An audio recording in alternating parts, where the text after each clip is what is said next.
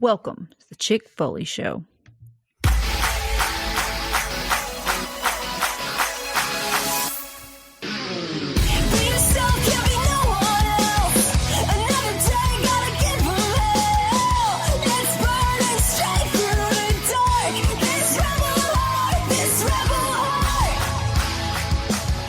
What is up, Foley fam? We are back with a very special, jam-packed episode 150 of the Chick Foley Show. Not only is this the milestone 150th episode, it's close enough to the exact date that we're also going to go ahead and call this the 3-year anniversary. So anybody that's done a podcast, you know it takes a lot of work to keep showing up week after week. And we're going to give ourselves the old Barry Horowitz pat on the back because we've done it for 3 straight years without missing a show. Right. Let me introduce the two people who have been most critical to the success and the longevity. First off, the star of the show, Sheena, how you doing? I am doing good. It is pretty wild. You know, I saw it come up in my memories that it was the 3-year anniversary of the Chick Foley Show. And I just kind of was like, 3 years, holy crap, you know? So super stoked to celebrate this 3-year anniversary with you guys and our 150th episode and how it all kind of lined up. So happy anniversary, fellas. Hell yeah. Marco, how's life up in Massachusetts? Good. Yeah, same here. It's been a crazy ride from being a listener of the show to being on the show. That's right. It's pretty amazing. So yeah, you went from the mailbag to the freaking penthouse, man. You know exactly. What I mean? Or you were in the mail room. I went from the streets to the suites. That's what I went. So. That's right. Yeah. Daniel Bryan had the yes movement. We had the Marco movement. Got him. The listeners got him up to the starring role on the show from the opening match. Shayna, remind the listeners where they can find you guys on social media. You can find me on Instagram at Chick Foley. You can find Marco running the Twitter machine over at Chick Foley Show. Most importantly, you can join our Foley fam at chickfoleyshow.com. We got a new Halloween Havoc watch along. It's going to be posted this weekend, so stay tuned for that. It was Vader versus Cactus Jack. Just a freaking killer episode. We had a lot of fun. So that was last week. We got Halloween Havoc 95 coming up this weekend. Oh, my bad. So if you haven't already listened to the Cactus Jack versus Vader, sorry, it's been a long week for me. I traveled from Kentucky. I got here. My sister's been here the last few days, so time really is kind of just jumbled up. But yeah. We're going to have some more Halloween Havoc effery for you guys. I'll keep it PG for the standard show. But yeah, so stay tuned for that. And if you haven't already watched our Cactus Jack or listened to our Cactus Jack versus Vader, definitely do that. Yeah, this upcoming one is actually the one that I'm most excited for out of all these. We're going to be doing Halloween Havoc 1995, man versus man, machine versus machine. We're going to do the monster truck battle that ended with Hulk Hogan throwing the Giant, a.k.a. the Big Show, a.k.a. Paul White, off the roof of Cobo Hall into, I don't know if it was one of the Great Lakes or what. It was something way up in Michigan, though. Looked pretty gnarly, but somehow the Giant shows up 10 minutes later for a match. So yeah, pretty crazy. Again, peak WCW wildness, and we're going to be bringing it to you guys in a watch along episode this weekend. So Marco, tell us what's new at the Pod Foundation this week. Of course, we start off the week right with Turnbuckle Debate number 49. That's with Mike Belcaster. He joins the crew for I'm not going to ramble off all the topics, but so just listen. Yeah. You know it's going to be good if it's the debate crew and Belcaster. You know, it's good stuff. Yeah, the debates are always good. They're always a good listen, definitely. Turnbuckle Sessions this week. The OG Fig Kid was out of commission, so they did the hot tag. So one half of the Two Bad Chads shows up and takes over the Turnbuckle Sessions for this week. So that was also a really good listen. They do kind of a correlation between ECW and AEW. And how they kind of they're similar in a sense, but they take you through that whole scenario. So that was pretty awesome. Episode 26 of the Extra Cooler Show also shows up this week. So definitely listen to that. They get to some scary segments from yesteryear. So that's definitely a good listen. And then obviously today we have the Turnbuckle Tavern. They do their interview sessions on Fridays, and they interview the Suplex Assassin. That's Alex Kane today. So definitely listen to that. That's definitely a good listen. It's Pod Foundation, like I said, they're the greatest collective wrestling mind since the NWO. So we're the only place to get all aspects of wrestling. That's it. And I think That's they're it. going beyond wrestling now. I think I just saw Turnbuckle Tavern starting up their new like full-time like at Broken. the movies podcast Yeah, it's or like whatever. Broken Yes. VCR. I Yeah, Yeah. think that's that's what it's right. called. These guys are Yeah, crazy, man. I'm jealous. I wish I had the time to invest this much into this passion because I really have grown to love podcasting. It's just a nice way to relax and kind of get, caught up with my people on what's happening this definitely. week in wrestling. Sheen, you ready to give away some figures? Of course, always. All right, so to show off what we're giving away this week, it is the top picks Goldberg. I'm interested to see where this guy goes on the next ringside top 10. This figure, I think the excitement was a little bit flat for this because it's basically a re-release of Old Man Goldberg we got before, but he put on a banger of a match against Bobby Lashley, arguably the best match that Goldberg's had Yeah. since WrestleMania 33 against Brock. And depending on your flavor of wrestling, you could say it's his best match since he came back. But You don't mess with his kid, man. Oh, no. he went off, man. That spear off the ramp was pretty impressive for a guy his age. So Mhm. let's go ahead and give it away. This was going to basically anybody who sent in proof of listening to last week's episode. I'm going to hit the drums. Whoops. There we go. Watch. The winner of the Top Picks Goldberg is at father_son_wrestling figures. So make sure you slide into either mine or Marco's DMs on Instagram or the Twitter machine and send us your details, and we will get Goldberg all the way over to you. So congrats, man. Yeah, and they Thanks have for listening. if you go to their Instagram profile, they got a link to their YouTube channel as well. So, they support us, we'll support them. Head over and check Right. it out. It's always cool when you get the youngsters involved in the figure collecting. So definitely big supporters of everything they got going on. And let's show off what we're giving away next week, Sheen. We are giving away a complete with rib wrap. We've talked about how the rib wrap, the most Priest. coveted accessory in wrestling figure Yep. history. You got to have the rib wrap, even though it does literally nothing for you. But this is his first time in the line basics. So if you're I know there's some people out there that they really only collect first time in the line figures. So it's going to be a good piece to have, especially if Damian Priest really ends up blowing up and becoming the main eventer. He's got the potential to be. So same setup for this. Just send a screenshot to either Marco or Sheena showing that you listen to this week's show, and you'll be entered to win, and we'll announce it at the start of next week.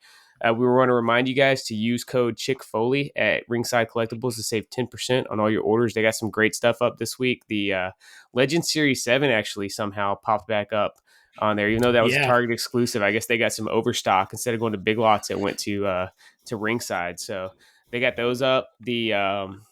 The Switchblade, Jay White, his figure is up for pre-order on there. And then Ultimate Edition, Kane and Undertaker came back in stock. So that was kind of the Ringside highlights for this week. They have their Halloween sale is still ongoing too. So yeah, definitely. make sure that you are checking that out and scanning. And there's 14 different pages of figs, I think. So yeah, they do it big on their holiday sales. That's a good chance to go back and catch up on anything you may have missed out on or started having, FOMO after you saw other people getting over the last couple months, and you can save a couple bucks and then, use code Chick Foley to save a couple more. So for the format this week, we're going to start with a brief review of Crown Jewel before we just give it over to the listeners and basically hit like all listener mail for the second half of the episode. So it's not going to be your normal Chick Foley show. We want to kind of freestyle it a little bit and just thank all the listeners because it's really you guys that motivate us and keep us coming back week after week to do the show. But we'll start with Crown Jewel. So it was another afternoon pay-per-view. I felt like we were back in Hawaii, Sheen. I know it did. Watching a pay-per-view in the middle of the day. Marco, kick us off, man. What were kind of your overall thoughts of the show yesterday afternoon? I actually jumped on it late. I totally forgot I was on at 12 p.m. Eastern. Yep. So it was around 1:30ish. I was like, holy crap, I forgot this was on. So I was I didn't pick up my phone at all, kept it down, went up and just started from the beginning and watched it. I thought it was probably one of the best pay-per-views this past year, just overall. There was really no down. It was it's almost like they treat that as kind of like a WrestleMania in a sense. So I was expecting there's going to be all the matches going to be top tier. And if you look at the card as a whole, they literally pulled out all the stops for it. The presentation was amazing. The matches looked incredible. Yeah. It was the stage setup. just from top to bottom. I thought it was a really, really Yeah, great pay per and view. the crowd was really hot the whole time, which was, Yeah, unique for those type of pay-per-views. In the past, we've kinda seen, like, the crowd is a little bit different, just, like, I don't know, cultural differences or whatever. It just kind of was, like, yeah, not the same WWE crowd that you're used to. but they were But in it. everything looked good. The crowd was hot. And everything we're going to talk about this pay per view. We don't talk politics on this. There's too many platforms where you can find like your political BS. So Yeah, all that aside, we were strictly talking about wrestling. So regardless of how you feel about the controversial deal between Saudi Arabia and WWE, that has nothing to do with how we're viewing these matches, how we're viewing this event. So we're talking strictly in ring action and how it all looked and all that kind of stuff. But I thought, again, I agree with you, Marco. I thought it was one of the best pay per views of the year. Just sad that they like we don't get this in the homeland. I'm just like crap. This is such a good pay per view, and like some of the pay per views that we've had here have been stinkers. So Yeah, it was anyway, good. I'm a details guy. I was paying attention to the crowd because I definitely noticed early on, right from the Seth and Edge Hell in the Cell match, that the crowd was just hot, like way more so hmm than it's been at previous shows. And if you look closely, I think they changed the actual setup of the arena. There are a lot of yes, hardcore Saudi fans of pro wrestling and WWE specifically. It seemed like they moved like the elite, the upper class, the guys you can just tell are like, got that oil money. It looked like they were all up in luxury booths, up in like, yes. what would typically be the 100 section or the lower bowl. It Remember looked they like had it like was, the big chairs and recliners there in years past, like the big yeah, and like you would like see the big guys couches and stuff. in the full traditional garb, the Yeah. yeah, robes and everything. Whereas, this time it was all younger folks in t-shirts and wrestling gear, and they looked like they were really into the product. And I think Yes. that just helped carry through the whole arena. You didn't just have this kind of dead area, just kind of silently watching right around ringside. So yeah, I was a big fan too. Really great show. I thought the ladies killed it in the triple threat match, even though it's always awkward seeing them not in their normal ring gear. But Yeah. that was a hell of a match. To me, match of the night, I think it was Seth and Edge, though. They stole Oh, it. oh yeah, I think that's inarguable. I think there's just no denying yeah. that was 100% the match of the night. Yeah, I think that's going to end up being a match of the year candidate. It's one of the best Hell in the Cell matches we've seen, maybe since I came back to watching wrestling. It was a hell Yeah. of a match, and And dude, it that's what we're perfectly talking wrapped up the about. Why story. that kind of match, sorry to cut you off, Seth. That kind of match, like that deserves a Hell in a Cell. That's why it was so good, is because we have built this edge. Like this thing has been going on for so long, and then we've built it to a fever pitch to where it's like this match deserves a cell, right? And it paid off. Like it was so good, it was so brutal, it was so hardcore. Like it was just amazing.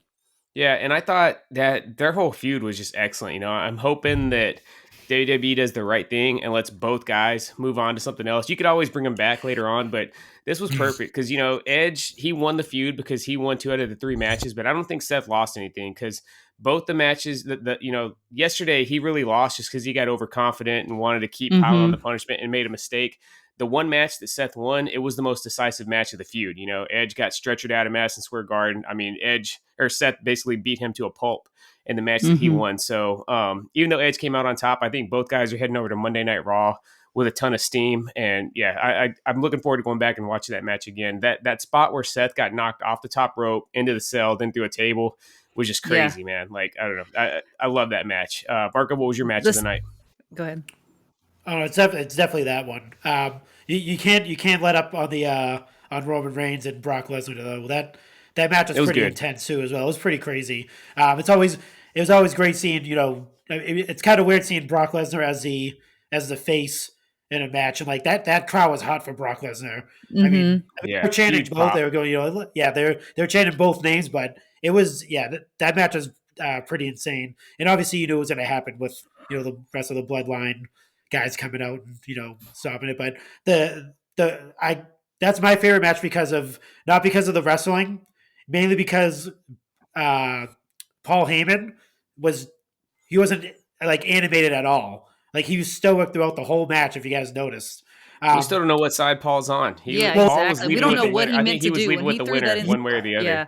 so like just that. I obviously love that. I even love the Bobby Lashley and Goldberg match. We talked about Yeah, that it was a little fun. bit earlier. Mm-hmm. That match was insane. And I mean, not to throw any more fuel on the fire, but on social media, a lot of people are saying this pay per view was actually better than there was a competitor pay per view where they pulled out all these new guys coming into the show. I'm not going to say any names. They do have 3 letters in their company, but yeah, a lot of people are saying it was better than, I'm going to say it All Out. A lot of people Yeah. are saying Crown Jewel as a whole, like just presentation, Yeah. match card, just overall look and feel. It was a lot of people are saying it was better than All Out for pay per view of the year, because right now, obviously, All Out with who they had debut at the end and all that stuff is pretty much pay per view of the year. That's like no questions, no ifs, ands, or buts. But now you have Crown Jewel, this like weird like offshoot of a pay per view come out and just completely dominated from like I said, top to bottom. I don't think I was not entertained by any match on there. I think every match was pretty. I mean, I think they're all good. I don't think there's any down matches for me anyway, personally. Yeah, I thought the women's triple threat was really good too. Again, like Seth said, despite there being like the weird ring gear, which always kind of Yeah. takes you out of it, I feel like they did a good job, just like you know, just a good job in their performance to kind of just buy you back in, regardless of what they were Yep. wearing, and it kind of just being like, this is awkward, because it all, I mean, as a woman, I think it's different for me because I'm watching it and it just feels a little bit different, because I know like I'm not going to talk about politics, but why they're having to cover up and all that kind of stuff, which just kind of like, Yep. irks me. And again, not saying our way is the right way, but it's just, different. But I thought it was an excellent match. And overall, the pay-per-view was excellent. Yeah, even like we didn't even mention the new king and queen of Oh WWE and Xavier yeah, Woods and dude, Zelina Vega. That dude. Let was me just tell you, I'm so happy for Xavier. However, he did mess up my perfect card because I don't know. I just kind of like even once that match started, like I was just like, there's no way they're gonna let Xavier beat Finn. Like Finn needs this win really. He really. I needs thought this. it was He needs this big win. You know what I mean? I just yeah. thought like, he's kind of just paid his dues already. He's lost a bunch of he lost against Roman, so surely this was going to be the moment that they throw Finn a bone. Yep. And so I picked him. And then obviously Xavier won, which I'm super happy. And then he cut that amazing promo at the end, which I just thought was just, so Xavier, and it was perfect. And then Zelina, that match, the whole women's what's it called, the Queen's Crown tournament.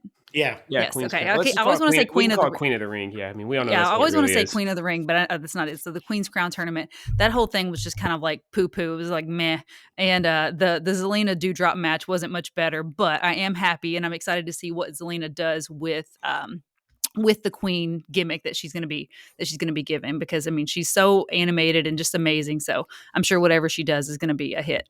Yeah, I had to step away from it. If you guys heard the baby face got up, he had to he got up to go take a leak, and then he was having trouble getting his PJs back up, so I had to help him out. I know. He needed Well, a shot of water.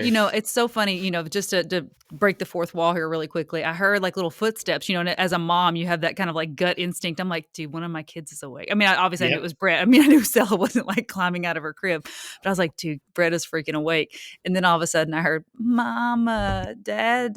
I was like, oh man. And Yeah, Seth is upstairs, so he can hear, he could hear him. So he had to get up and put him back to bed. But he just needed some yeah. help. He actually went, he went pee by himself, but then he just needed a little help getting back tucked in. So that's you guys' Yeah. parent corner for the 150th episode. If you guys remember, the Brett the Babyface, he's our world, but he was really healing off on the podcast for probably the first like 100 or so episodes. He was just having a hell of a time sleeping through it. So it was basically a weekly occurrence that either me or Sheena were gonna have to dip out for about 6 or 7 minutes in the middle of the show. So we got that sorted out earlier this year. So that's why we've been pretty good. But and even Marco, dude, like we talked about, we're kind of getting off topic of Crown Jewel here really quickly, but since it is the 150th episode, I just want to let you guys in on some, behind the scenes stuff. Like there were times I had to go get the baby, and I would literally do the podcast. Like I would be starting the podcast, and I would have to run upstairs, like while Marco's still talking, run upstairs, grab the baby, come back downstairs, and like rock her while I am finishing the podcast. Like nobody ever knew that there was like a baby in my lap during like all those episodes, because you guys remember Seth was gone. Seth was deployed, and so it was just me. And then so I would come down and like rock Stella while I was finishing podcasting. So that just goes to show you like how crazy it is that we've recorded 150 regular Chick Foley Show episodes and just showed up every week for 3 years. So again, we're gonna give ourselves a little pat on the back. Yeah, that was so that was a little throwback for the longtime listeners. Another interruption from Brett the Babyface. So I think you guys were discussing kind of like the letdown or low points of the night when I jumped back in. Yeah, not really the letdowns. Yeah, we were just kind of discussing, just the fringe, the things that weren't like the super highlights. We didn't talk about any real stinkers. I mean, obviously the Dewdrop Zelina Vega match, but yeah, I mean, I don't feel like there was anything that was like a hardcore, like flatline. So one thing that I on think this is show. kind of played out on the Saudi shows is Mansoor getting his, every 6 months Yeah, push. I feel like yeah, because he's a really talented guy. This is nothing against him. He's a talented wrestler. I think he's above that, because it's starting to become yeah. transparent. Like the Agree. first time they did it, it was cool. We're giving the guy a moment in front of his hometown crowd. I've heard him called Saudi Taker now. Yeah, That's what they're calling exactly. him. Yeah, he's got the streak like the Undertaker at WrestleMania going on these Saudi shows. I just think he's good enough that they could just do it organically. We don't need to have him once every 6 months Yeah. get a little mini push so he can have his moment and then just kind of fade back into the lower card on Raw. So I think we could phase that out and let's just give the guy a legit push year round and let him have a match. Yeah. It doesn't got to be something that we just shoehorn into the card to get the Saudi guy. That was a fun match. I thought Ali and Mansoor Yeah, the match was good. fine. It's He did just really great. it's something that we've seen so many times now. Yeah, you had no doubt. Like I had zero doubt that like Mansoor was going to win that match. Like when I was picking my picks, like that was like a lock. I was like, oh, there's no way that he's losing this. Yeah, definitely. Any closing thoughts on Crown Jewel? No, we'll be back in Saudi Arabia in February, I think. So we can look forward to that. All right, let's have a drink before we dive into this gigantic mailbag.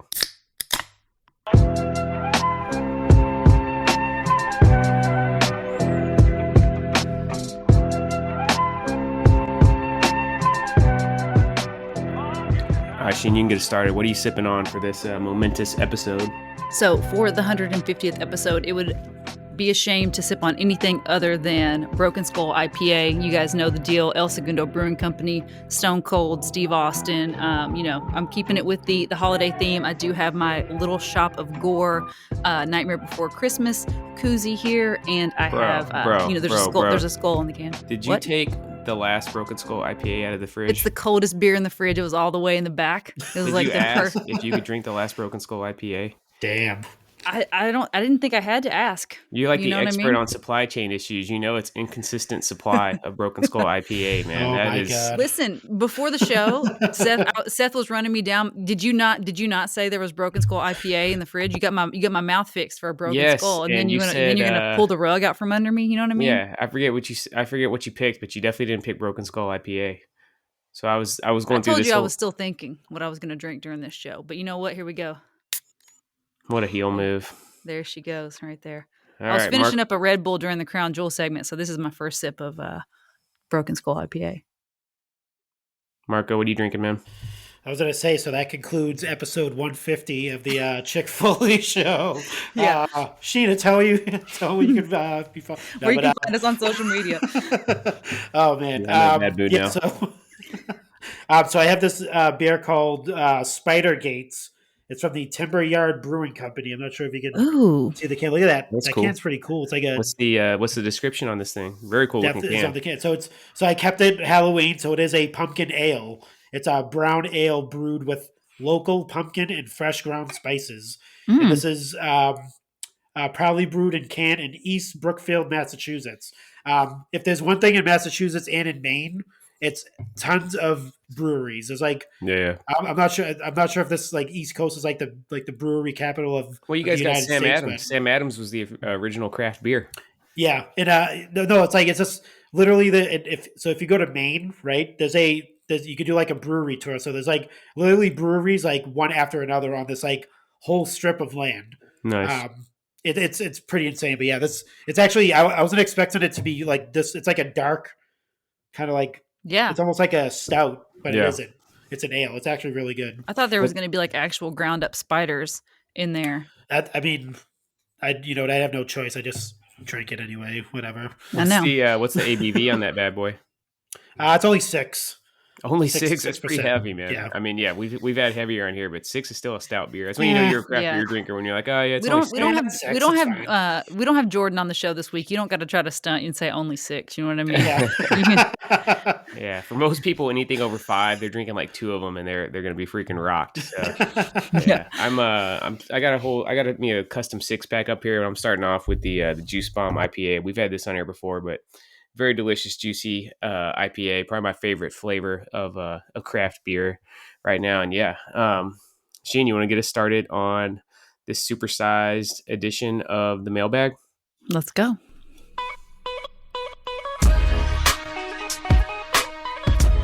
Should we have 21 questions planned for the entire 30, 40 minutes we're going to do this?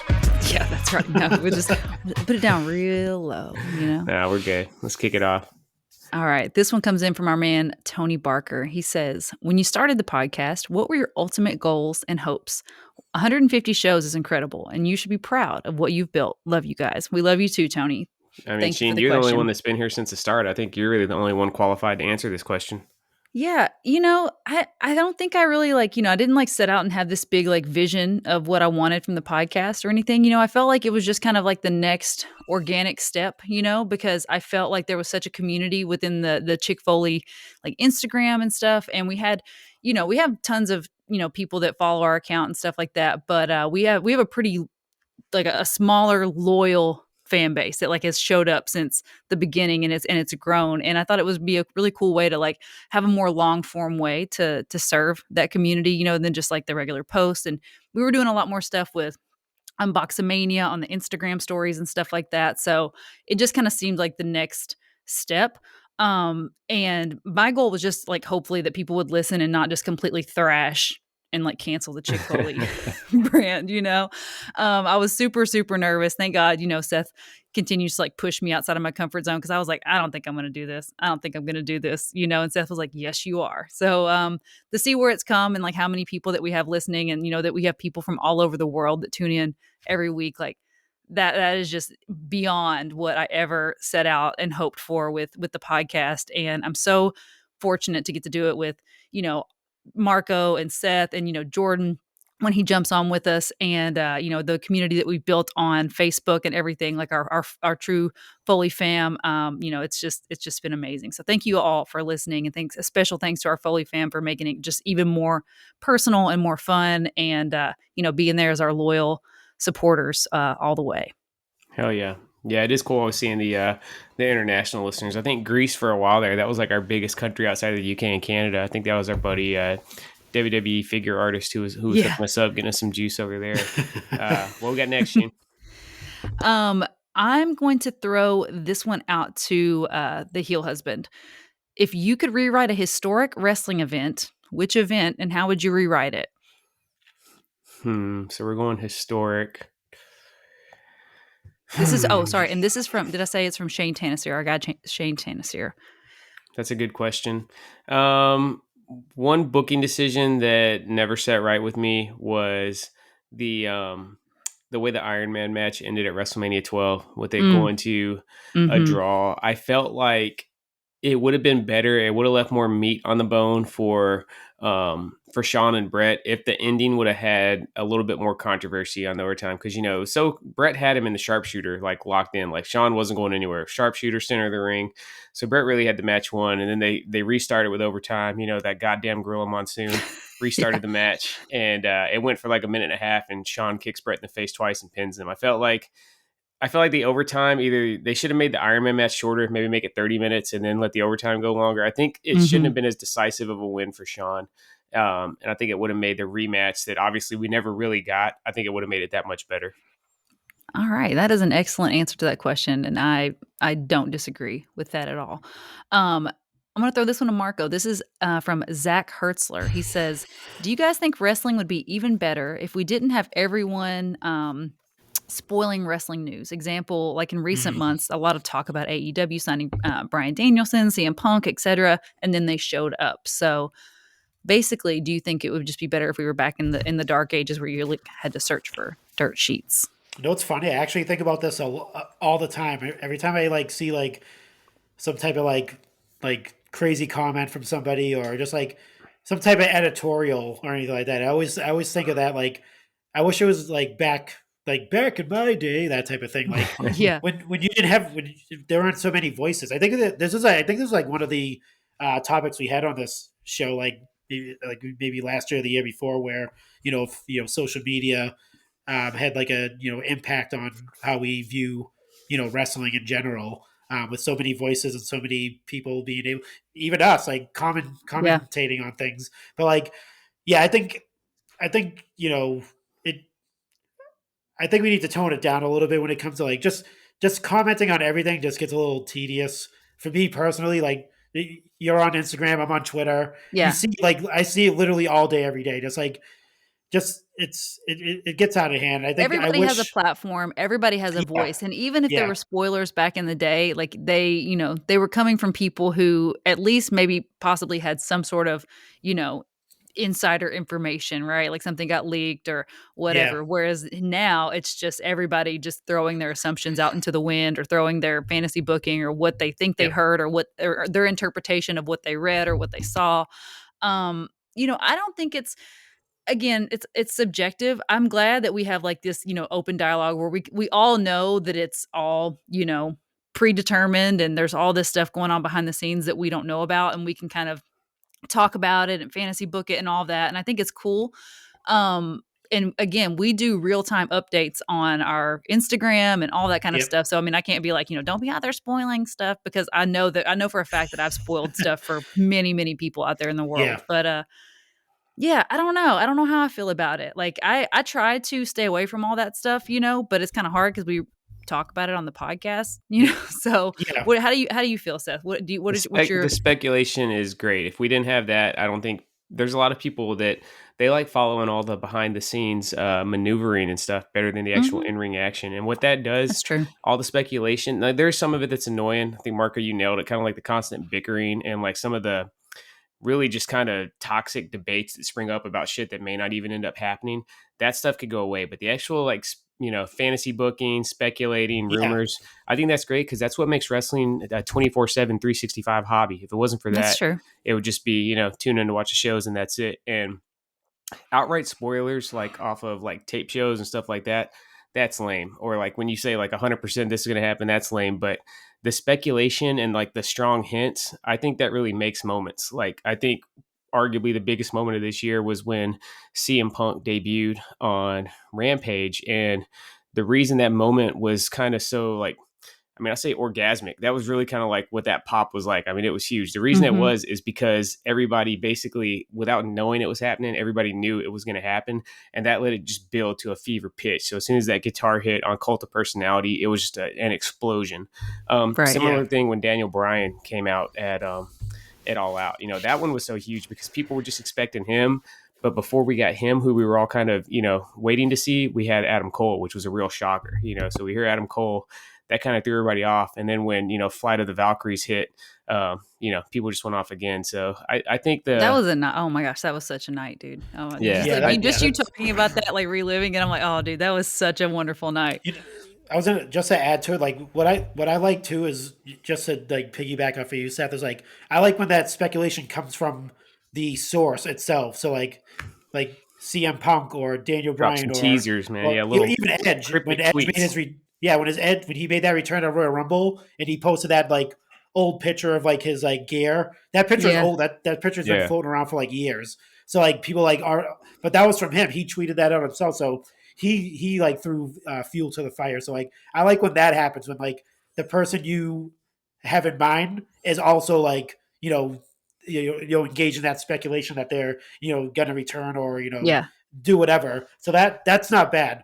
I always think like back in the day, like what if like if social media existed when like Hulk Hogan or like Ric Flair are around, would they be as over as they are now? Like would they be these icons in wrestling, or would they just be some guys that like people constantly bickered about saying like, It oh, was they suck, yeah, they're overrated. All yeah. he does is a leg drop.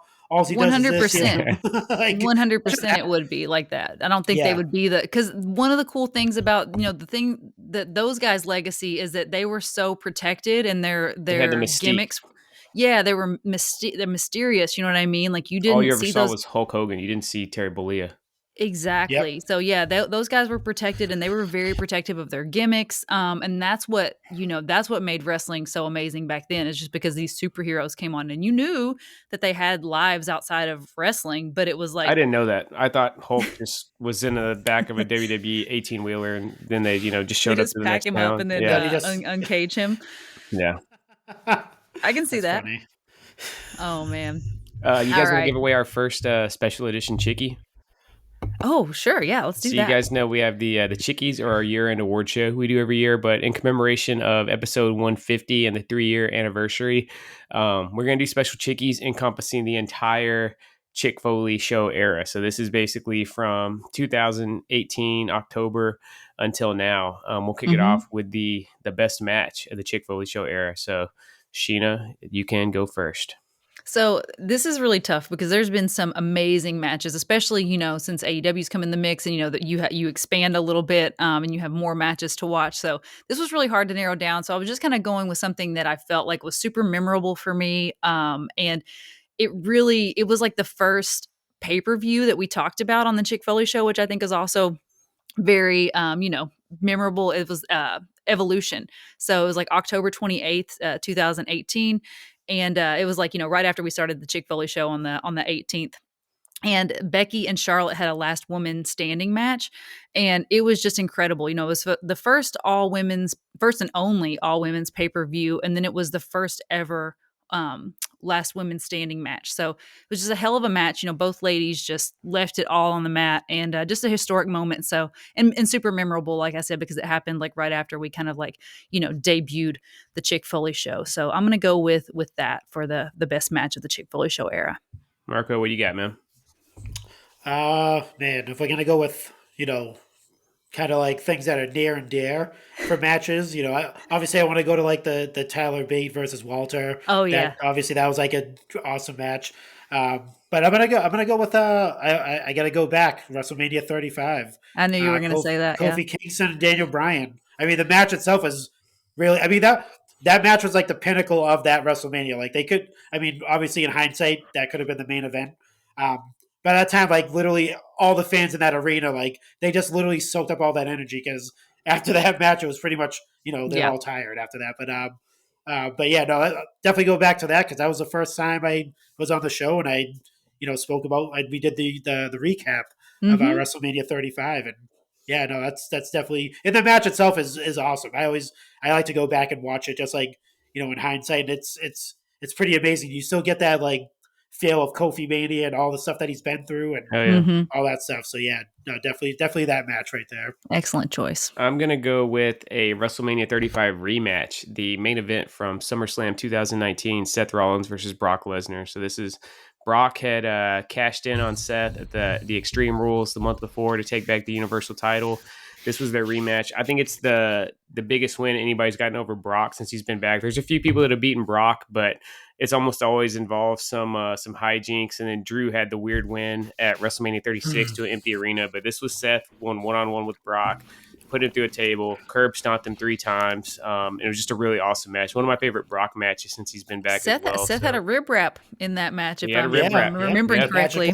Magical rib wrap. The But magical again, rib wrap. you could recreate that if you enter to win this Damian Priest figure we're giving away this week, That's right. Perfect accessory. All right, let's get back to some mailbag, Sheen. All right, this one comes in from our buddy Kenny from at the call up. He says, first, congratulations on 3 years. Second, my question is, how do you feel about the Chick Foley Show being such a huge part of the figure community? I'll start this off. It's still always weird to me when people say stuff like that, like, oh, how does it feel to be such a huge part of the figure community? Because to me, we still just feel like, just normies. We're just normie nerds talking about wrestling, collecting wrestling figures. As I have this wall of wrestling figures behind me. Yeah. Anybody watching on YouTube right now can see it. It's so funny because, we were doing that before any of this Chick Foley Show stuff started. We were collecting figures and displaying them and doing all the things we were doing, like I said before, Unboxamania.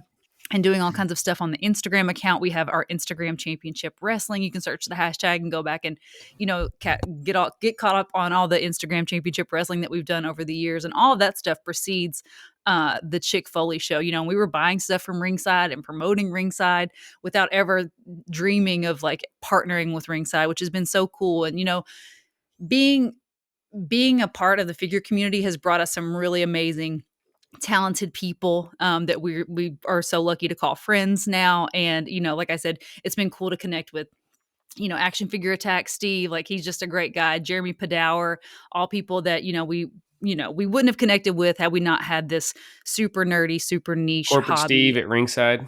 Corporate Steve, yeah, I can't say enough good things about him. Like, he's been amazing, a partner with us. And getting blocked by Big Shot Bill. Getting blocked. Boy. Yeah, I'm pretty sure. And it's funny, now Ghostbusters are such a huge part of my life because my son is obsessed with Ghostbusters. And I'm pretty sure. And Stella. Yeah, Stella's obsessed with Ghostbusters too. True.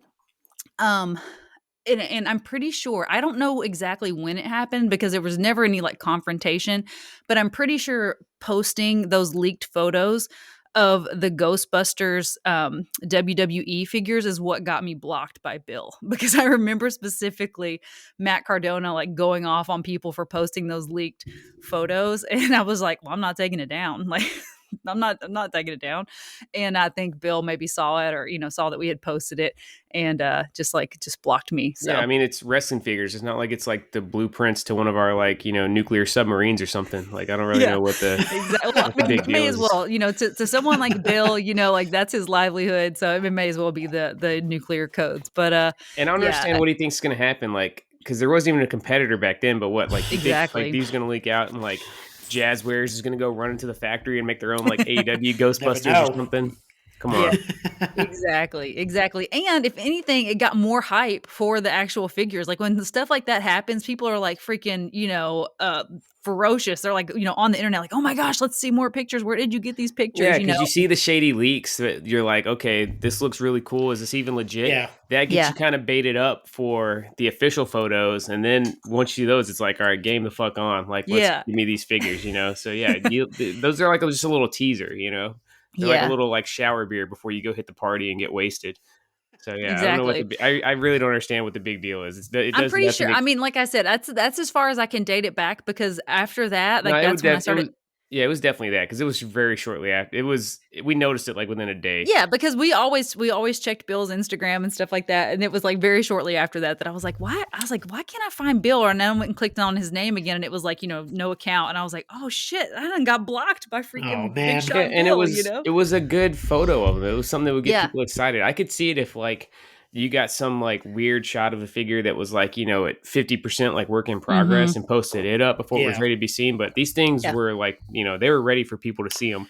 I think it was more so that somebody actually like had the audacity to steal the figures from, wherever they were and take the pictures and release them. I get it. But again, you can't expect, I mean, like I'm not under any sort of obligation to Mattel not to post that type of stuff. You know what I mean? Exactly, I don't have a deal with Mattel where they're like, no, don't, keep our secrets. Yeah. If Big Shot Bill or Action Figure Attack are listening, cut the check, man. We will be your task force. Taking down every illegal post we see.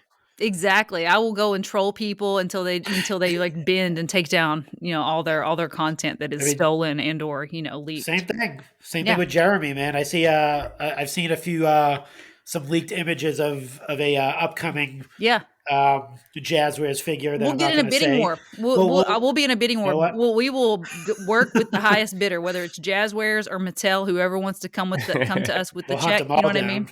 Yeah, exactly. But getting back to the question at hand, I think it's really cool. And again, it's just super fun. And we've been able to be a part of some really cool things. And like I said, meet some really cool artists and figure photographers and customizers. And, even outside of the show, just being a part of the WWE figure community has just been so amazing, because there are some seriously cool, talented, amazing humans out there doing cool stuff. So shout out to all you guys. You know who you are. We shout you out on the regular on the Instagram account and all of that. So thank you, Kenny, for that question.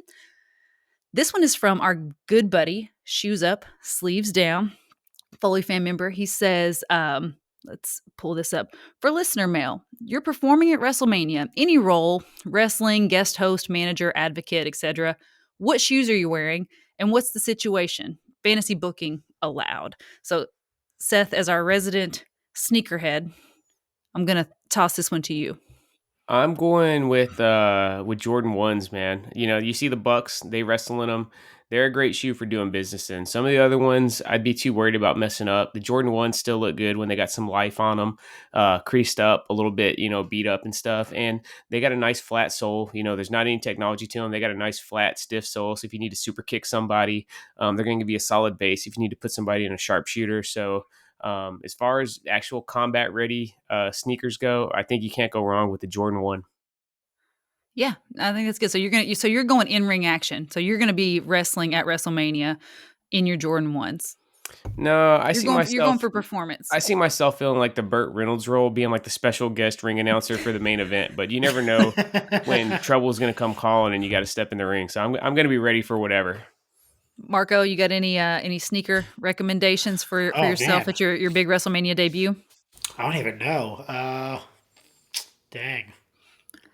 I think I would have to go with let me see.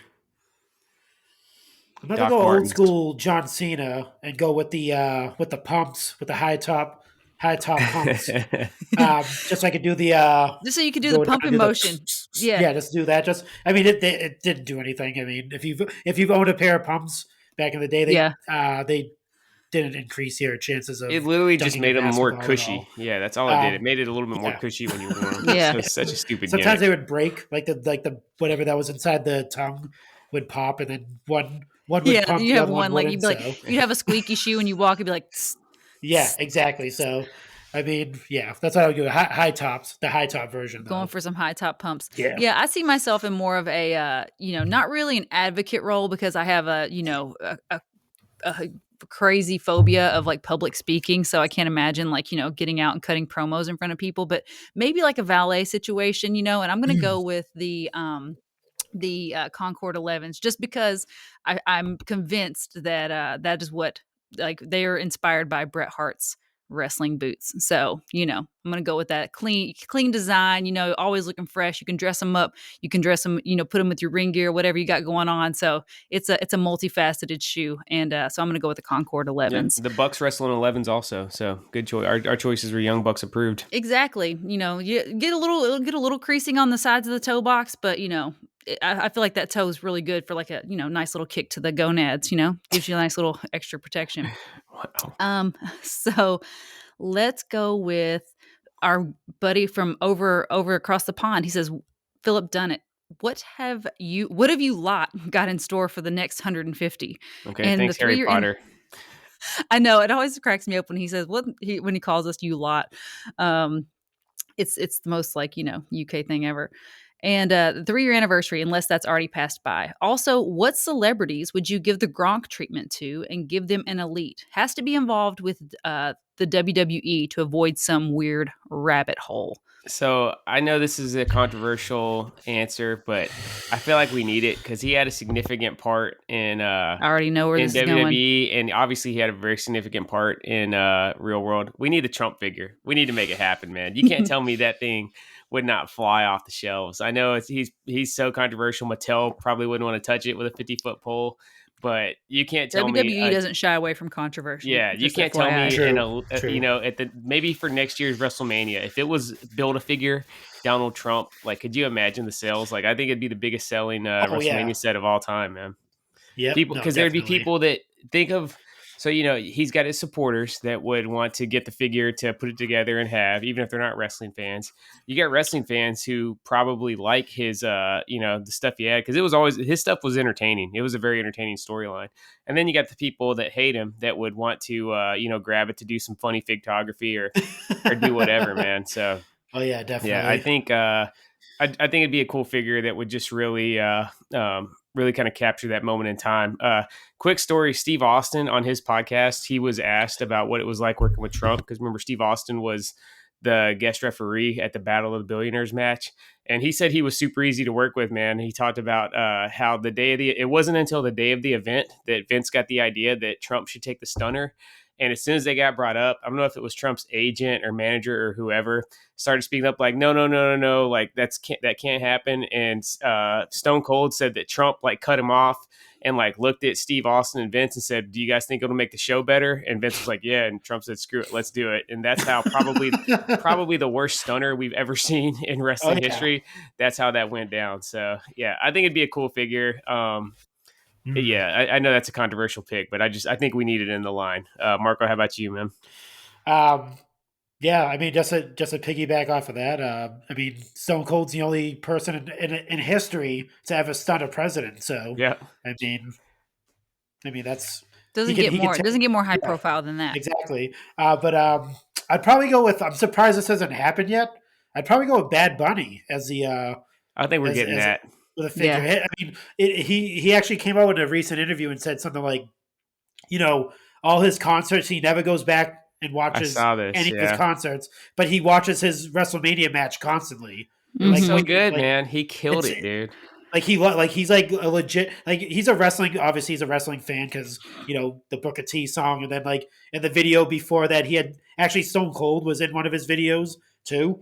So like he's a legit wrestling fan. I'm surprised they haven't actually had him as a figure yet. That's kind of, I mean, Gronk obviously got his figure, but that Bad Bunny figure would probably be the number one selling elite figure. 100%. It would be hard to find because there's so many Bad Bunny fans that would buy it without being wrestling fans, Yeah, they would mass produce it. They would have to like make enough for everybody. I think make it a ringside exclusive, whatever. I'm thinking bigger. I'm thinking that could be your Comic-Con exclusive one year, man. Yeah. Do some special packaging and stuff. I mean, look at how his WWE shop merch, it flew, man. Like it was all sold out within 30 minutes of going up on the site. Oh, yeah. So that's a great pick, Marco. My secondary choice, Lawrence Taylor from WrestleMania 11. Yeah, that definitely has to happen. We need that. I mean, I think he might be the only WrestleMania main eventer aside from He Who Shall Not Be Named that doesn't have a figure. I think every other Mania main eventer has got an elite except for Lawrence Taylor. So yeah, we need to make that happen. Sheen, how about you?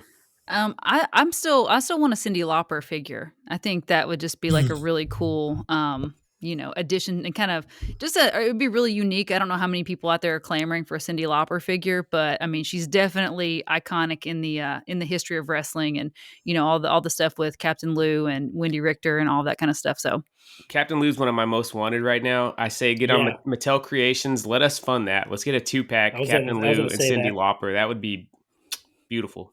Yeah. And Phil, real quick, just to say, just to say what we got in store for the next 150. That sounds really crazy. Like 3 years from now, like what we think could happen. Just more. Just look at how much the show's changed just since and the first 150. So I think we're going to continue to evolve. I don't ever see us making any like drastic changes overnight, but we'll continue to tweak, tighten it up, and just try to give you guys the best thing possible week after week. Opposite of the best thing possible, let's talk about the biggest blunder of the Chick Foley Show era. So this could be something that was either bad, sad, funny, ugly. I'll let you guys, I'm not going to, narrow you guys down too much. I'll leave this open to your interpretation. Sheena, you can go first. What was your biggest blunder in wrestling of the Chick Foley Show era? I mean, again, I'm going to use my favorite word. I think we would be remiss not to just start this off with, Hell in a Cell. Seth, who just gave us one of the best Hell in a Cell matches, also gave us one of the worst when he went up against The Fiend. It was a red light match. There was like a million curb stomps. I mean, he killed him. He squashed The Fiend. He literally did. Yeah, he squashed The Fiend. He went to he grabbed a toolbox or a hammer. I can't even. He smashed his head. He put a toolbox on top of his head and like smashed it with a hammer. I mean, it was the way he beat Edge in Madison Square Garden. That's what he did to The Fiend. I mean, he never really got the full credit for it because the ref ended up just stopping the match. But I mean, he hit him with like over a dozen curb stomps and like the last 5 minutes of the match is him just wailing on The Fiend. And somehow we were supposed. I don't know. Somehow it made both guys seem less after that match. So yeah, that was just horrible booking. Yeah, terrible. So I mean, I think that's there's probably been other things that have happened that may have been more significant. I don't know. Actually, I don't know if there's been anything that's pretty significant. Seth was on a 2-year run as being the biggest babyface in the business, and that one match basically killed it overnight. And it killed The Fiend. Like I think it like really killed The Fiend.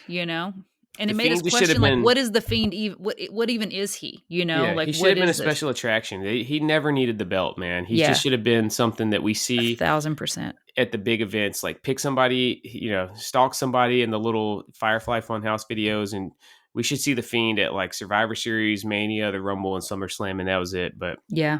I don't know. Yeah, we could do a whole episode on the debacle of that match. Marco, what's your pick? Man, yeah, you'd be remiss. I mean, there's a few. I was gonna go with Rollins versus the Mysterios. I was gonna go with that because that was kind of. I mean, Oh my gosh. it was kind of not really a fail, but I mean, we get to see the debut of Dominic and how he's come along and stuff like that. But I'm gonna go with something we don't remember a lot of is the Who Killed Roman or Who Tried to Kill Roman Oh my gosh, with the storyline. The Eric Eric Rowan Rowan. lookalike. Oh Yeah. my gosh. with the scaffolding. He was doing Yes. an interview with Caleb Braxton, and the scaffolding almost fell on him. Then he almost got ran over by a car, and Yeah. yeah, that was that always comes to mind as like probably one of the worst Yeah. things. I was gonna say Money in the Bank. Money in the Bank The- where Rey Mysterio gets thrown over the roof Yeah, I was and gonna say shows that, up on but Monday Night Raw. Yeah. yeah, that was kind of entertaining in the sense because it was cinematic. But I'm gonna go with the Who Tried to Kill Roman storyline because that went obviously nowhere. Yeah. And it was just corny. Yeah, It that was was bad. bad. I gotta think that maybe they were trying to like bring somebody in, and it just didn't work out, and that's why they ended up pivoting to just the bizarre Ooh, story. actually, you know what? Runner up, honorable mention, Retribution. Oh Yeah. my gosh. They You were don't that was even get that's they not were even getting yeah, hyped up as that's like a just main event gimmick, and it just fell so flat, man. Yeah. yeah. so bad. To me, I got to go with one from earlier this year, the ending to the exploding barbed wire death match I had that on between my honorable mentions. Kenny and Yeah. John. Yeah, This that's would have right. been bad anyways, just the complete lack of explosion at the end of it Mhm. after it was so hyped up. But it really sucked because I think they had it booked perfectly with Eddie Kingston, who had been in a really intense feud with Mox, coming out to save his old friend. I think that just would have been a really, really crazy moment and like super emotional if the explosion would have been what it was supposed to be. But obviously it was a dud and it just ended up being weird. It was like a wet fart at the end of the night and nobody really knew what the Exactly. hell was going on. They tried to laugh it off and yeah, total blunder. So that's my pick for worst botch of the last 3 years. Let's dig back in that mailbag, Sheen. What else we got? All right. Johnny JB says, have you ever unexpectedly found a figure you were looking for in a store that you least expected? For example, find a fig in the dollar store or something like that. Have you ever found like where's your most like unsuspected place that you found a figure that you actually purchased and needed for your collection? Seth, you have like a freaking photographic memory of this kind of stuff. So Yeah, you I had would any say so. I didn't even know that they had Elites at Walgreen, and then I ended up finding the entire set of Elite 45 there. I stopped. I can't remember why I stopped. I stopped at the Walgreens. It was basically like in the middle of Honolulu to pick up something, and I just happened to walk down the toy aisle, and there was an open box in front of the toy section, and I'm like, holy shit! It was Elite 45. So that was the Dudleys, the Narcissist Lex Luger. There was a Roman in there. It was Seth in the white gear, and Lord Steven Regal, William Regal's gimmick in WCW. I was able to get Mm, all those in one fell swoop at Walgreens. And Walgreens ended up kind of being my honey hole in Hawaii yeah. there for a while. They, I think because they were getting less figures in, they were able to get them earlier than like Walmart or Target. So that was kind of Mhm. from like series 45 up through like 55. Walgreens was my go-to spot for elites in Hawaii. So yeah, that's it for me. Marco, how about you?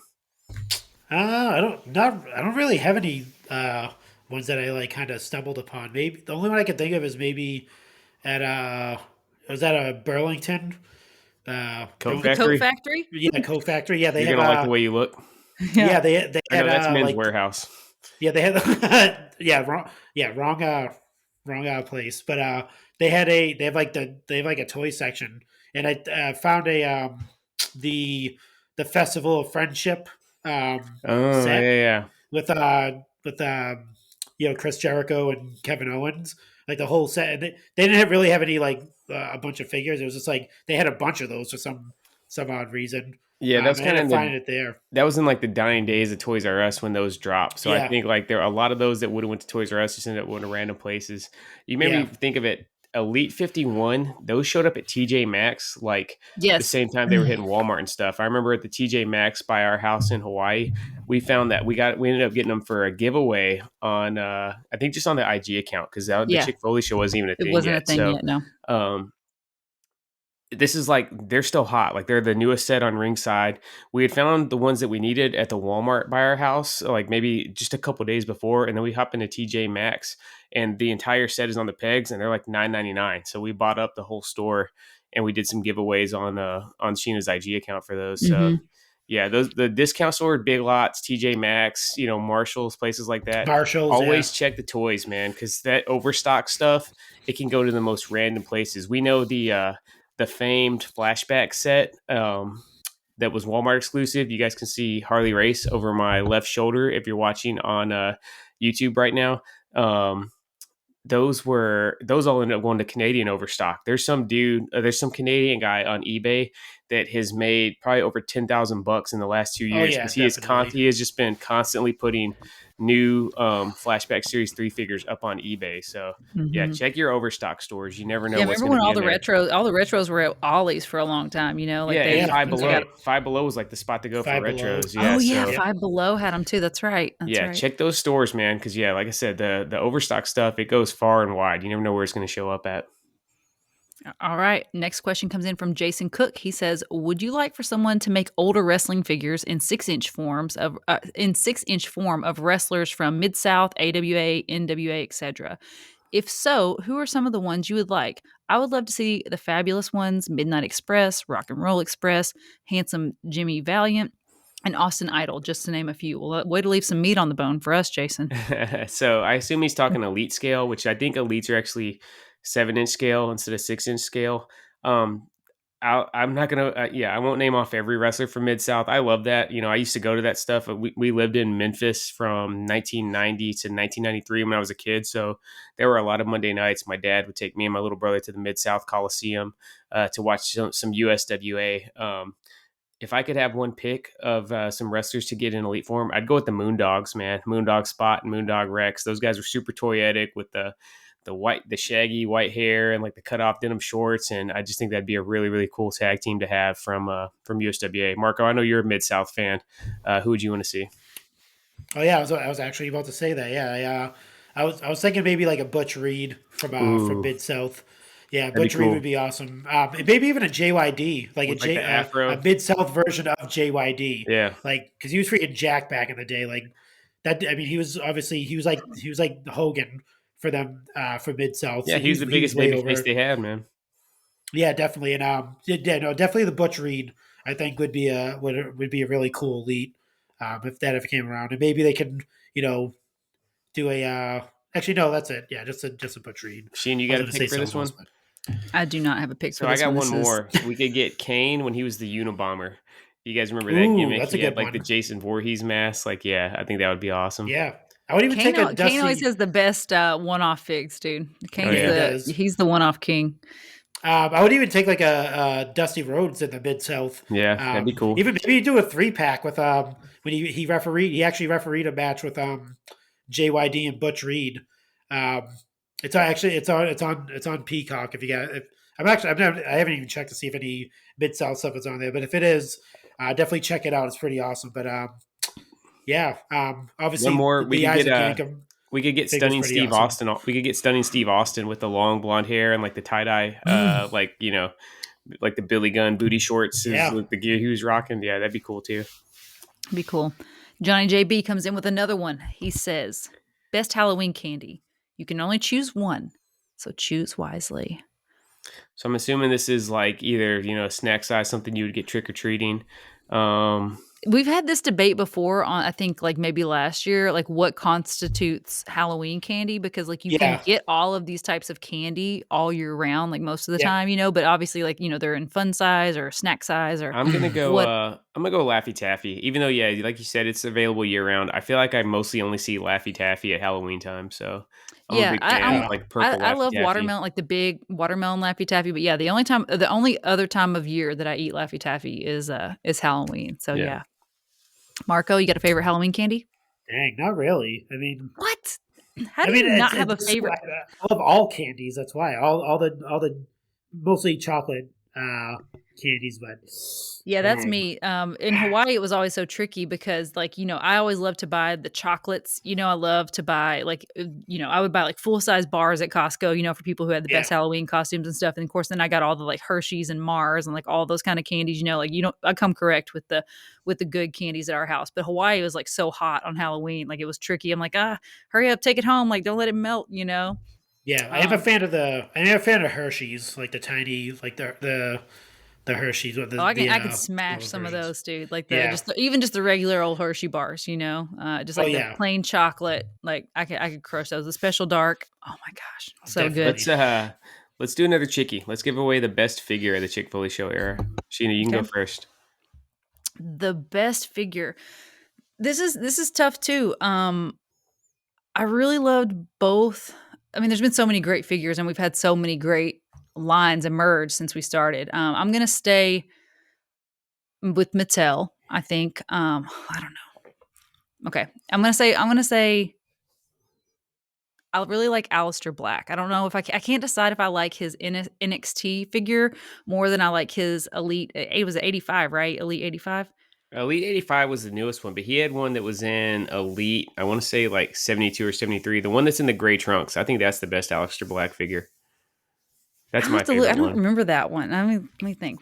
Let me go back. But yeah, I really love both. I think those were the first figures I remember getting because the NXT one was first, and I remember getting that figure and like taking it out and just being like blown away by the level of detail with the tattoos, how amazing they did with the head scan, and just being like, dude, they freaking nailed this figure. And obviously we know Aleister Black is going to get a freaking killer.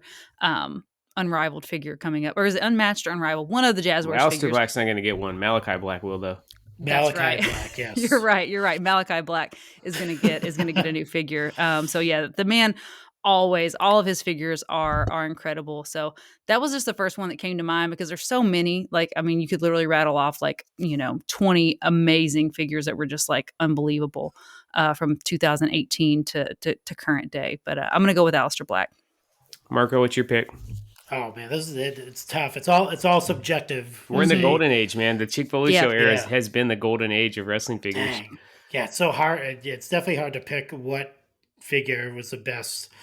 because it's like, is it Man, your favorite? Like, is it your favorite It's character? yeah. Is it your This is favorite? our this is your personal best. So it's not the Oscars. You don't got to pick like whatever the artsiest or whatever the best executed. It's the best to you, Marco. What is your best figure of oh the last man, 3 years? then I was gonna go to my most innovative figure, which is Orange Cassidy. Always, just it hasn't been done yet. There hasn't no the hands in the pockets.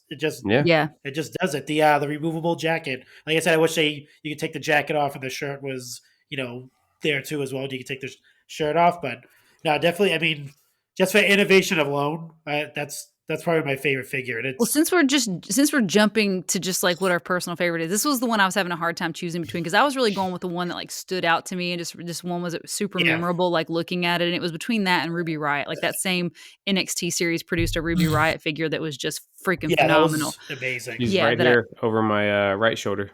yeah, that I absolutely love that figure. But if I'm just going with like personal favorite figure that just made me like, be like, oh my God, this is the best. I can't wait to open this. It was definitely Luchasaurus. That was Oh like, yeah, I mean, yep, yep. it's super unique. We've never gotten a dinosaur like wrestling figure before.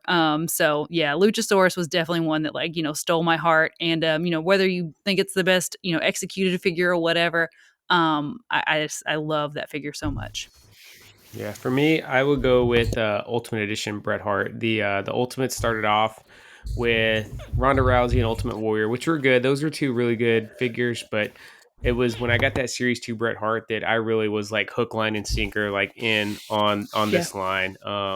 Just a great figure. It was the best Bret jacket we've ever gotten with the Yeah. detachable arms. His jackets are always so detailed that just the actual plastic works better for that instead of soft goods. And I just love that figure. So yeah, Ultimate Edition Brett is my favorite of the Chick Foley Show era. What other Not a bad questions we pick. got, Sheen? All right. We got one from our buddy In-Ring Art, our buddy Justin Frank. He says, what does Sami Zayn got to do to get another elite figure? Spoiler alert, we're recording this on Friday night, and I saw a message come through because I get notifications on my phone. And it said Sami Zayn. It's funny that we're answering this question tonight because it said Sami Zayn came out and he has new entrance music. So I'm Oh curious man, his music's so iconic. Dude. I know can't people. believe he changed It was it. not a good. Everybody was like, "No, they changed Sammy's It's the entrance music." that's the theme So, song for How Many Chicks, man. yeah.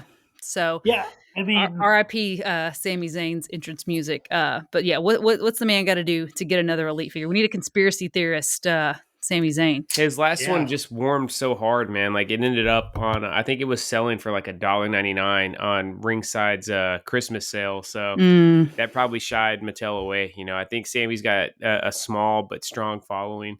He has changed up his look though with the grown out hair and different gear and stuff. So it could happen. Doesn't look like a straight newsie. Yeah, Yeah. the problem is that to really execute a good Sami Zayn figure, you need like a 2-pack, man. Maybe he could get a basic and a battle pack that comes with a generic cameraman. You know, he needs his documentary crew following him Yes. around with the cameras and stuff to really make it work. But I don't know. I'm kind of good on my Sami Zayn figures. If we don't get another one, I can live with it. But yeah, there is. I could see some cool executions for a new Sami Zayn Elite. All right. Zach Hertzler coming in and says, now that AEW has made 2 different LJN style figures, Seth's favorite wrestler Cody as well as Darby, would you like to see them do some Hasbro style figures? If so, which wrestlers would you like to see them make? Marco, you want some retro Hasbro AEW figures? Of course, you have to. I mean, obviously, you have to go Cody first. He's first and foremost of the line. That goes without saying. That's already. I think that was in his contract. He has to be in the first series of every single thing that gets launched. So, I definitely think a retro Darby Allin would be pretty cool. Maybe like a spring action one. I'm not sure what they can. I'm not sure how the patents are with that type of figure. Yeah. So they have to figure that out. But yeah, definitely Darby Allin. We spoke about him earlier. Luchasaurus would be pretty awesome as well. That'd be a pretty cool retro style figure. Let me think. Who else? I mean, I think everybody, dude. I think it would be cool. I mean, there's so many toyetic. Luchasaurus characters. is the one that they got to do. He's got to be the series one. You know, I want to pose my Luchasaurus retro next to my Ricky the Dragon Steamboat Hasbro and just think let them be buddies. If they did Marco, he would actually be in true scale with the Unrivaled, you know? Yeah, they would. Yeah. Let's give out our Chicky for the best wrestler of the Chick Foley Show era. So this should be interesting. I'm really intrigued to see who you guys pick. Sheena, you can go first. So this is tough because there's so many amazing people that have emerged in the last few years and had some really high moments. But I've got to go with my man, Adam Cole. I mean, no one has been as consistently great as Adam Cole. I mean, he cemented his legacy as like an NXT Triple Crown champ. He's a leader of arguably like one of the most dominant factions in WWE modern history. You know, and now he's transitioned to AEW where, you know, he immediately became relevant, and we have yet to see, you know, in the words of Michael Scott, how high he can fly over there. So yeah, I got to go with Adam Cole. Since we're just talking about from 2018 to current, I feel like Adam Cole has been the most consistently beloved and consistently great over that period of time. Okay, interesting choice. That was not one of the ones at the top of my list. So yeah, Adam Cole. Marco, who do you got? Dang! Oh man, this is hard. This is rough. I want to pick a safe one like Adam Cole because I don't want to delve into the the two that we spoke. Two we spoke about last week. But man, I'm gonna have to go with I'm just gonna call back from last week because I know Seth's probably gonna pick this other person, so I'll go with this person instead. I'm gonna go with Kenny Omega as wrestler of the 150th, the 3 years in the 150th episode, mainly because where he started in AEW, started at the bottom pretty much, like not, no title matches. He humbled himself for sure. Humbled himself, losing left, not losing left and right, but like, lower scale matches, like lower managing a horrendous AEW's women's division. women's division. Yes, doing that. Yeah, And then you just may as well have been sleeping slowly. in the bathrooms. No, exactly. Yeah. And then slowly but surely, winning the AEW Tag Team Championships with Hangman. Hangman. Hangman Adam Page, and then going up from there. Like he literally started from like I said, from the bottom and worked his way up to where he's supposed to be. And we always thought like he should have, from the hit the ground running. I'm Kenny Omega. I'm the main star of AEW, but that wasn't the plan, obviously. And I think he's proven that if you didn't know who he was like then, you do know Kenny Omega now. For sure. Just with the the matches that he's had and the conversations that he's been in with, obviously with Roman Reigns. Like, who's the best out of these two? Like, he's in that conversation. Like, you say Roman Reigns, the other person is Kenny Omega. So like you can't. It's kind of like you can't talk about one without the other now. Yeah. So I'm gonna go with Kenny on that one. All right, good choice. You hear that turnbuckle? I went with Kenny on the. Don't kill me. I think I'm about to get turnbuckle HARD hard. I'm probably going to surprise both of you guys. My pick for the best wrestler of the Chick Foley Show era is Cody Rhodes. I think the guy. What? Hold on. Wait. I need to like clear my headphones real quick because I know I didn't just hear what I thought I said. No. I feel like Cody Rhodes. What is this? Cody's the man. This? I feel like I'm getting pumped too. Where the freak is that? Like. You guys have heard how much how much I've hated on Cody, but I'm talking overall impact to the business.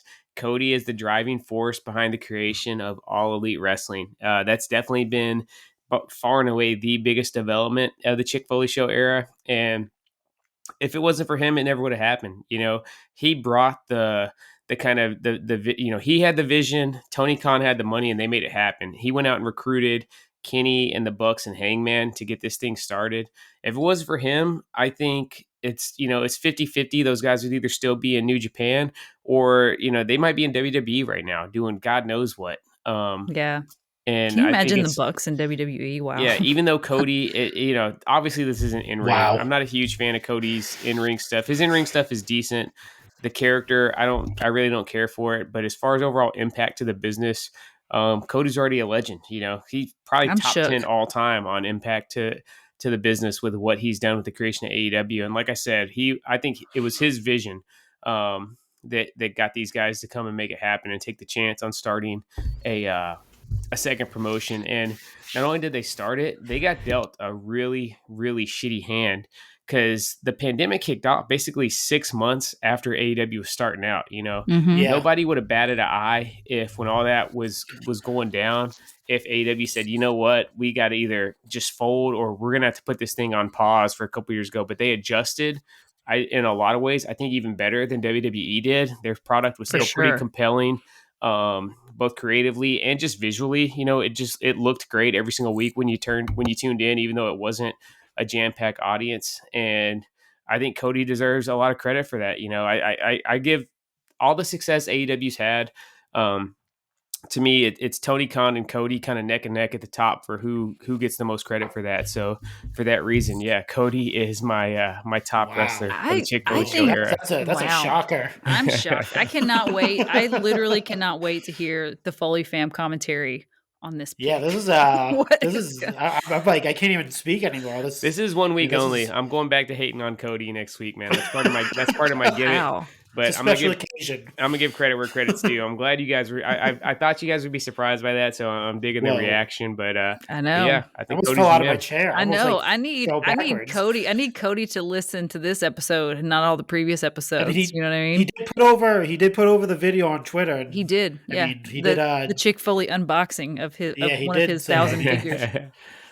All right, let's get a couple more questions, Sheen, before we wrap this thing up.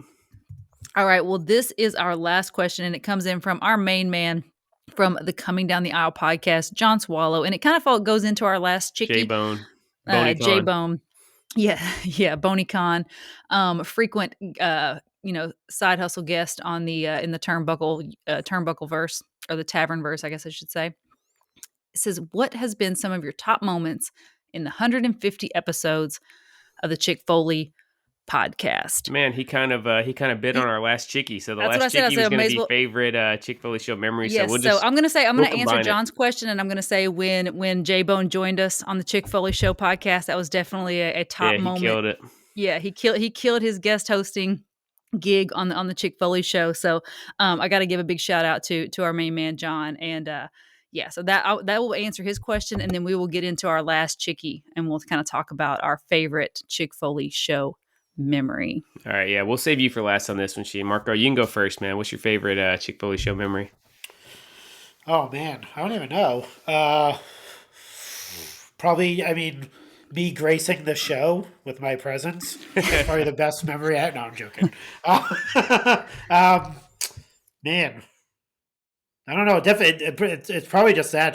Just joining the show. It's probably like, Yeah, that's a good answer, man. Yeah. Just starting off from just being the stat guy. Not shout out to stat guy Greg. Just being that person that feeds the information a little bit, and then working my way on to actually being kind of like a personality on the show and stuff like that. So yeah, no, definitely that. Just me Coming into the and, fold, man. yeah, just making my presence known essentially.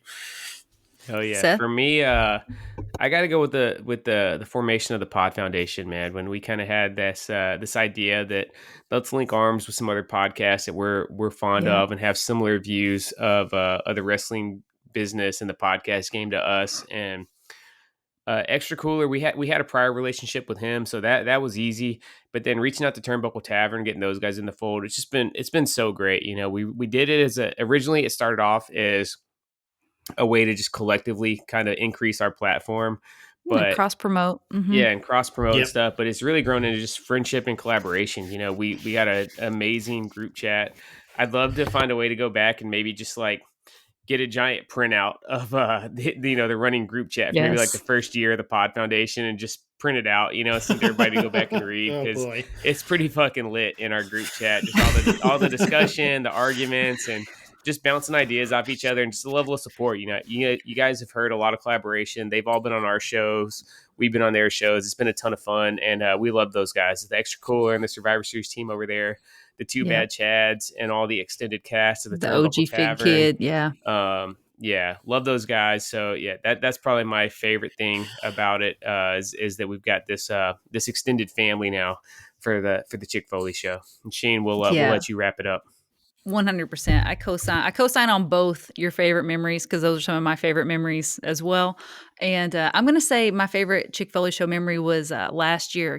We just far exceeded our toy drive donations that we were, that we set out to, which was so much fun and so cool. And it was cool that we got to partner with Jazzwares, thanks to our friend Jeremy Padower. He got us hooked up with Jazzwares, and they made a very, very generous donation to the Chick Foley Show toy drive, and we donated all of that to Toys for Tots. And as much as I love wrestling, and as much as I love to get on here and talk and bullshit with you guys and do all the things, just actually getting out there and making a difference, and especially making a difference for kids at Christmas time, it is just one of my favorite things. So being able to do that and deliver all those toys, thanks to you guys and all of your contributions, that was probably one of my highlights for sure for the Chick Foley Show. Hell yeah, we ended up having to get a U-Haul to take everything over. 100%. So that's it. That's a wrap for episode 150. 3 years of the Chick Foley Show. We'll close it out as always. Sheena, remind the listeners where they can find you guys on social media. You can find me on Instagram at Chick Foley. You can find Marco running the Twitter machine over at Chick Foley Show, and come be a part of our amazing Foley fam. Get into the fold, join all the fun. We just always have something going on over there, and it is literally the best group of marks on the interwebs. So join it at chickfoleyshow.com. Hell yeah. Reminder, shoot a screenshot to Marco or Sheena showing that you listened to this week's podcast for a chance to win first time in the line Damian Priest. And now it's Marco's chance to get a little streak going. Sheena stumped me last week. Sheena's been bringing the heat, man. She's been working stiff on these trivia questions. We're yet to get a streak going. Marco, I'm actually rooting for you, man. Even though we're in a little bit of low key competition, I want to see you get two. I want to see you get to 2 straight. It starts with this week, man. Let's see if you can. Let's see if you can get the first one right. Sheena hit Marco with his trivia question. All right. This one says, Who did Hulk Hogan eliminate to win the 1991 Royal Rumble? Did we just do a? We just did a watch along on this, didn't we? Did Yeah. we? Did we I do a remember watch this along? one. Yeah, we did. It was Mhm. it was a little ways back. Yeah, I know this one. So I'm ready to Oh I'm my ready to God. steal. It's escaping me right now. Why is it escaping me? Come on, Marco. I have faith in you. Don't let Seth steal this one from you, man. 91. 91. Was it Mr. Perfect? Nope, that was 90, man. That was 90. Good guess. 91 was this was basically the blow off to their feud. The final two in the 91 Rumble was Hulk Hogan and Earthquake. Earthquake. And That's right. dumped Dang. I Earthquake. was So. just a year. I was off a year. Yeah. Dang it. Yeah, it's funny because we went ahead and agreed on all these trivia questions that we weren't going to do any multiple choice, and Mr. Perfect was hour. Mr. Perfect was one of the multiple choice. The multiple choice were Mr. Perfect, Sergeant Slaughter, and Earthquake. Were the three. That was a good guess, Marco. No shame in that guess, man. I was just off a year. You're off. Damn. All right, I'll get a streak getting started next week, Marco. Don't sweat it. We're gonna get over on Sheena on this thing, man. But yeah, she's bringing some heat. But yeah, we did just watch that one, man. I figured you would have known that one. Damn it. Very upset. Sheena, you got any closing thoughts for the listeners on episode 150? Yes. Thank you guys so much for supporting us through 150 episodes, all the bonus episodes, all the ups and downs of life that we've been through and overcome to bring you guys this content week in and week out. Thank you for showing love on the Instagram account, the Twitter account, in our Foley fam group, and all the ways that you do. We love you. We appreciate you. And cheers to the next 150. Hell yeah.